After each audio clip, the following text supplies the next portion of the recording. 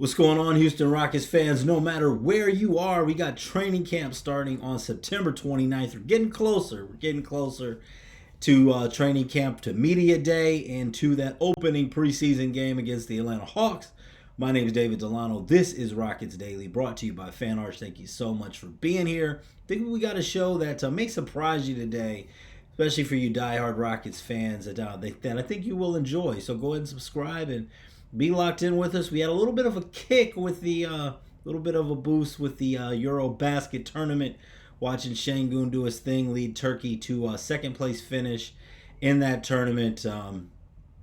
So that was nice to actually have some basketball to watch, some basketball to talk about, even though it was not easily accessible in the United States. But much more to come. Now a little bit of a down period here as we wait for these guys to get back on the floor. But I do definitely want to go ahead and talk about a guy here that I'm rooting for personally, and definitely a part of this Houston team, definitely a part of this Houston culture. And there's a reason he's still very, very a valuable member of this Rockets team. We'll see how many minutes he gets. Not somebody who gets talked about a lot, but I want to go ahead and talk about, show some love for Jae'Sean Tate today. Not sure how much you guys know about him. Obviously, if you're a diehard Rocket fan, you know that this is going to be his 6th year coming up with the Rockets. All 6 years that he's been in the NBA, have been a member with the Houston Rockets. I'm going to go ahead and dive into Tate's history just a little bit here. So, no more than a little bit, I should say. So Tate, actually born in Toledo, Ohio, son of Jermaine Tate, who played for Toledo Central Catholic. One of the outstanding basketball players in Toledo's high school basketball history. Toledo, Ohio, the home of Jim Jackson, who you say the GOAT from Toledo, Ohio, had a nice, a nice run with the Rockets along with a lot of NBA teams. Was drafted by the Dallas Mavericks, but I'm talking about Jimmy Jackson from Toledo, not his father, Jermaine Tate. But Jermaine Tate did play for the Ohio State University and also Cincinnati Bearcats. Put up bigger numbers with Ohio State.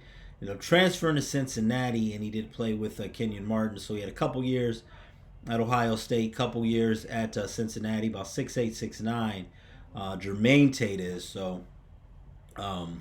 Taller than his son, Jae'Sean Tate. So as far as Jae'Sean Tate, his mother was murdered when he was 9 years old in Toledo, Ohio, by her ex-boyfriend. They had been together about 5 years, broke up, and broke into the house and murdered her, stabbed her the day before her birthday. When Tate was only 9 years old. So after that, Tate moved full time with his father and stepmother to Pickerington, Ohio, which is just outside of Columbus, Ohio, in that area. And Tate ended up, it was a tough, obviously, tough process, something to growing up with. But ended up going to Pickerington Central High School. Was a solid football player there. Got injured injured his shoulder during his junior season, which ended the football career. Focused on basketball as he ended up being the number 1 player his senior year out of the state of Ohio and 15th rated forward in the nation, according to ESPN's Top 100. He did lead Pickerington Central to a state championship in 2012, Division I, which in Ohio Division I is the largest schools. State championship against Toledo Whitmer, a team from his father's hometown, when really a team from his hometown, because Tate was born in Toledo. So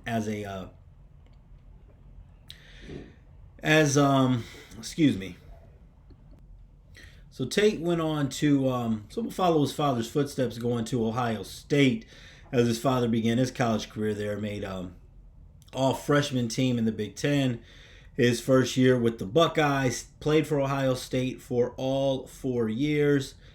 For his career, averaged 11.7 points per game. That was 8.8 as a freshman, 11.7 as a sophomore. Peak for scoring junior year, 14.3 points per game.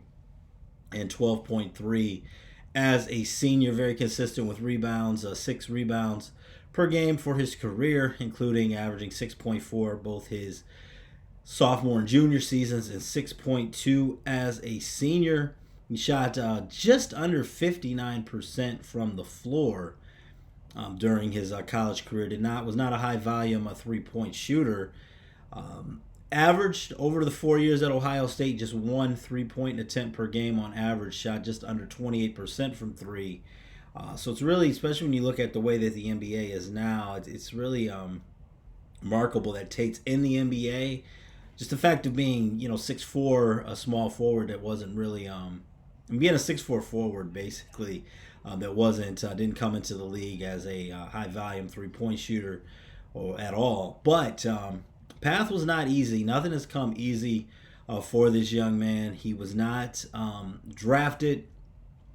He joined the Milwaukee Bucks 2018 NBA Summer League, unable to play due to a fractured finger on his right hand. So he spent some time playing in Belgium, spent some time playing in Australia, and then finally ended up, after playing overseas the first 2 full seasons, ended up joining the Houston Rockets in 2020-2021 season when he joined the Rockets. It was a bit of a 17-55 Steven Silas led team. Played 70 games that year, but throughout the Rockets, you could say, tanking, rebuilding, provided some opportunity for Tate, who averaged 11.3 points per game as a rookie, played 70 games, started in 58 of them. Shot just under 31% from three, but played 29 minutes per game. Now, one thing we've seen from Tate, minutes have gone down each season, but still now, about going to be a 6th year in the league and all with the Rockets. And as you see, as he joined a bad Rockets team, and that he's still a part of this franchise, I think it speaks to his character and how valuable Tate is to this roster, regardless of what you see in the stat sheet. So, second year, 11.8 points per game. You guys clicked up 78 games, started in 77. So, first 2 years with the Houston Rockets, Tate a very, very big part of the team. Second year, the team went 20-62. People outside of Houston probably, forgotten. There's going to be some forgotten years of Rockets basketball. And then 9.1 points per game in the 2022-23 season. 4.1 in 23-24. And then last year, just 3.6 points per game. But minutes only down to 11.3 minutes. So getting about a third of the minutes that he was getting as a rookie. But still on this roster, played in 52 games last season. And even though the minutes have gone down, Tate's 3-point shooting has improved. And last season, he shot a career best 34.8% from 3-point range. So Jae'Sean Tate, it's somebody to get to know your Rockets a little bit better, somebody that we're rooting for, and just a little bit more about his background in case you did not know that. The next time he steps out on the court, yes, he is still on this roster, and definitely a guy that hope that this season ends with the Rockets championship ring, and I hope that Tate is a part of that.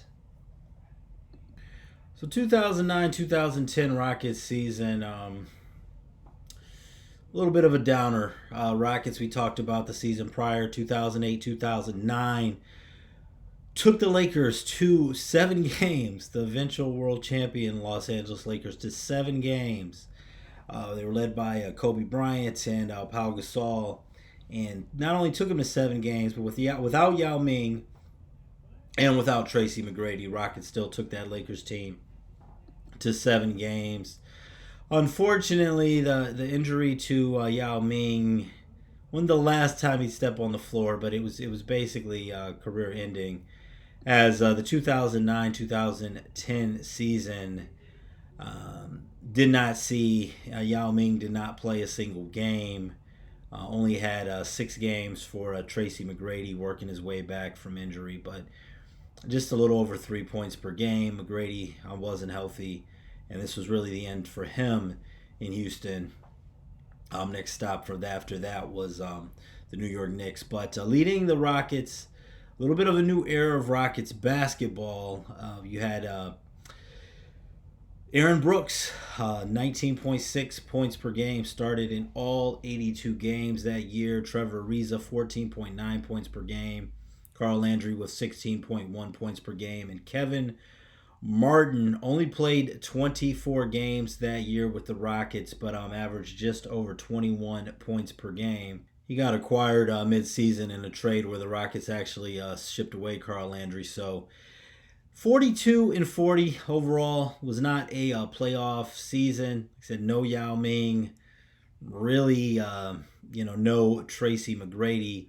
Rockets finished ninth in the Western Conference that season, but it really wasn't very climatic as far as the number 8 seed. You had the Oklahoma City, you had the Portland Trailblazers, Spurs, and Thunder all tied at 50 and 32. So 50 and 32 was the record of the 8 seed. So even though the Rockets slightly winning record at 42 and 40 were 8 games out of a playoff spot there. So overall, a team that really came in banking in at overachieving in the playoffs the season before, with Yao Ming getting hurt and Tracy McGrady being injured, hoping, obviously the way the roster was built, to both of those guys not being there made a big difference, and this was just slightly over a 500 season. And really, when it came to Tracy McGrady and the Yao Ming years with the Houston Rockets, the glory days of those years, which is to say, as far as at least being a regular playoff contender, were over. So that was the 2009-2010 Rockets season. Better days to come. Thanks so much for watching Rockets Daily. Feel free to leave me some your comments. Definitely, there's some still that we're going to talk about. Also, according the one of the greatest what ifs of all time NBA history, that's going to be coming up soon. Any suggestions on anything that's on your mind, Rockets wise, definitely is appreciated. Thanks so much for watching. God bless and be safe out there.